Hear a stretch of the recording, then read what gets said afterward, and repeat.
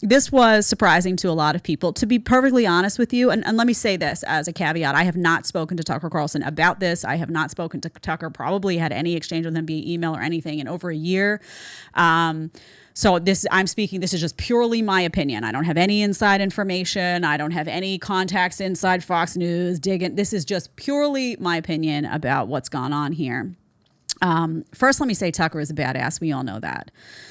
I know Tucker for a very long time. When I started as a contributor at Fox News, Tucker was my favorite. I did a bunch of segments with him. I co-hosted with him sometimes when I was guest hosting on different stuff. Did I co-host with him? I'm pretty sure I did. Now that I'm thinking back, I did. He used to host Fox and Friends Weekend. Actually, he was a permanent host of that show before I hosted that show. So we did Red Eye together a bunch, so many Red Eye episodes. Red Eye was an awesome show. We shot at 3 o'clock in the morning, actually. We didn't shoot it at 3. It ran at 3. We shot it at 8 p.m. And it would be like crazy comedians. It was a literal blast. You can go back and probably find some of those with me and Tucker on the same panel.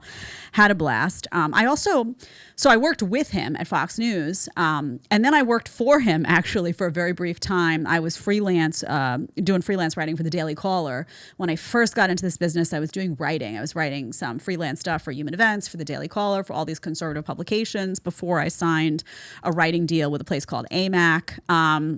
Anyway, I had great interactions with Tucker there. The DC was awesome. I had great interactions with him on live television. He was always somebody Tucker was a rare breed because Tucker was very informative and Tucker was also very entertaining. Right. So he was kind of a perfect mix for television. And Roger Ailes saw that. I mean, we all really saw it. I always said Tucker is the be all and end all because he was able to be informative and entertaining at the same time. And on television, if you're not entertaining people, they're not listening. Right.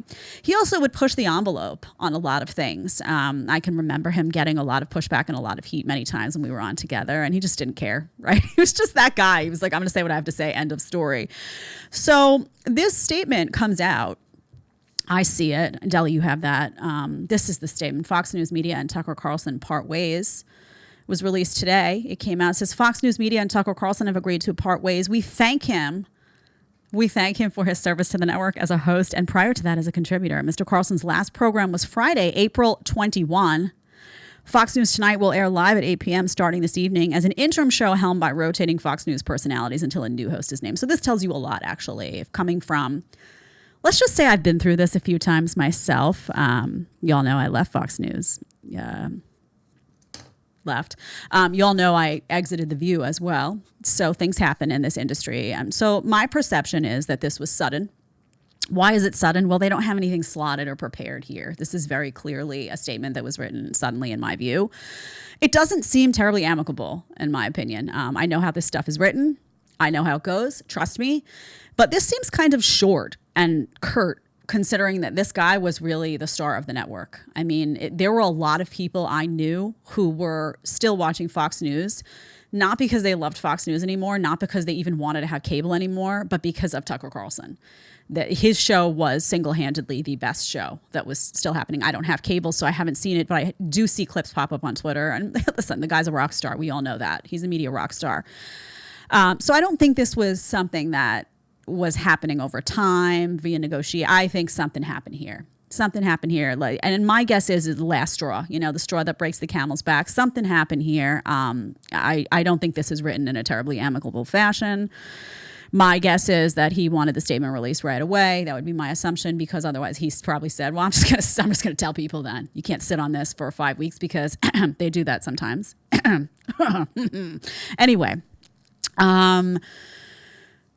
here's the bottom line.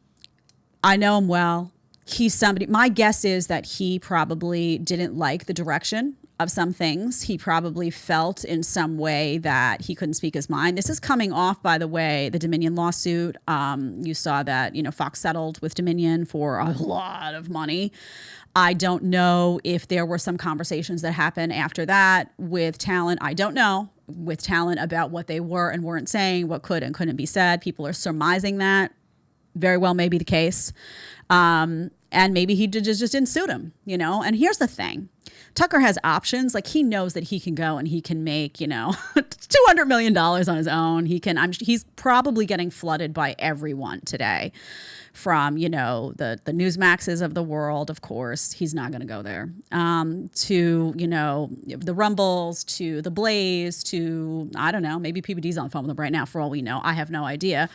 But he's going to get flooded because he knows his value. He has intrinsic value. A lot of people who leave cable news don't have their own following. Like, if you look at most cable news personalities, most of them wouldn't be able to, and by the way, not just cable news, but network television, most of them wouldn't be able to generate a following of their own. Tucker is different. He's different. This guy, people are going to follow him because they know he's a truth teller. They know he doesn't tolerate any bullshit. They know that he was talking about topics that I'm sure there was constant friction. I'm sure he had a lot he wanted to say about the vaccine. Let's just say that.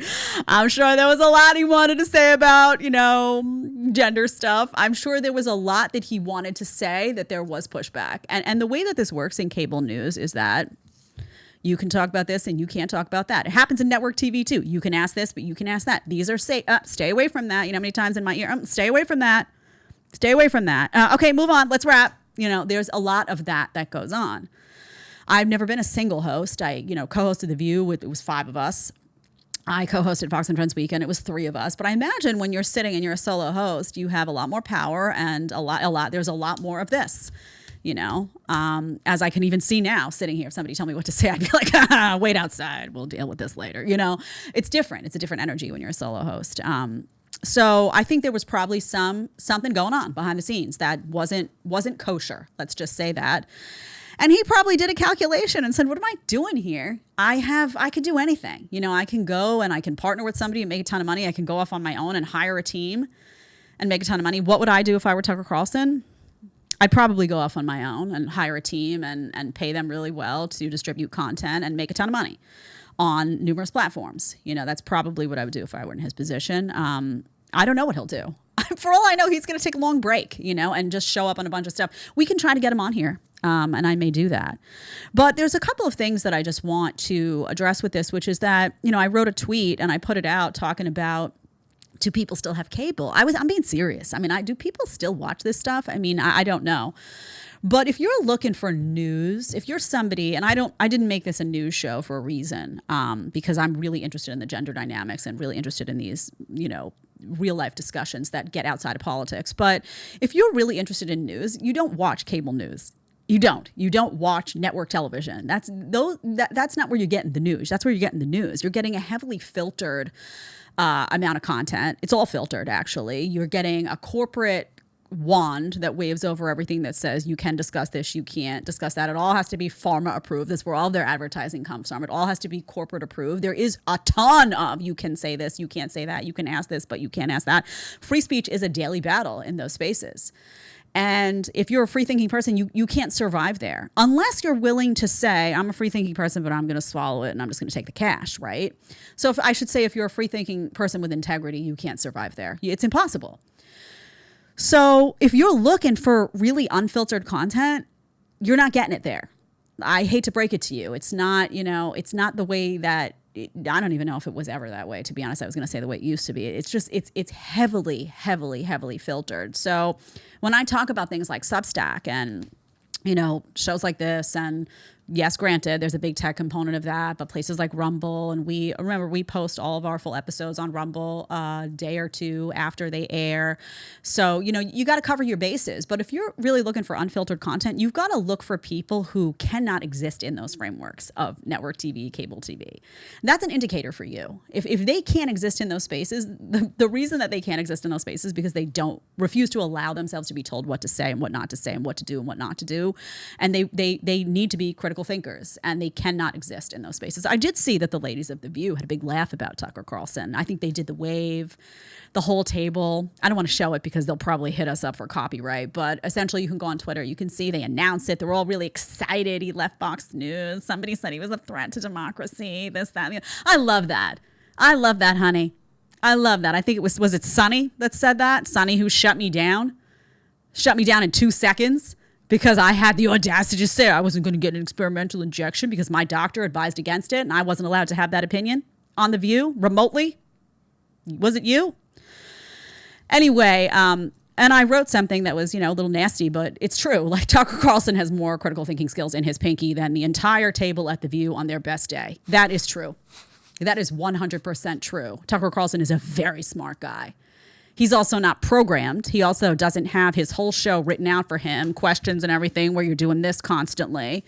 And if you took the prompters away, he would still have a show because it would still be him and he's still a free thinker. That doesn't happen on network television. I know because I worked in those spaces and I watched everybody around me and how they acted. And I was like, wow, if you took that paper away, what would she say?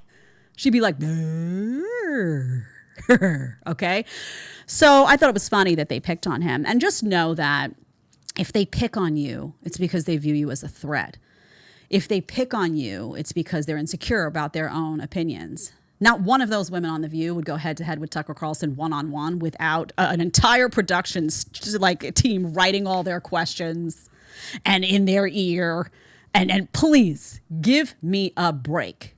Do it live. Let's do it live. No prep and see how you do against Tucker Carlson. I'm going to bring a big old tub. I don't even eat popcorn. I'm bringing a big old tub that night with some nice grass-fed butter. That's right.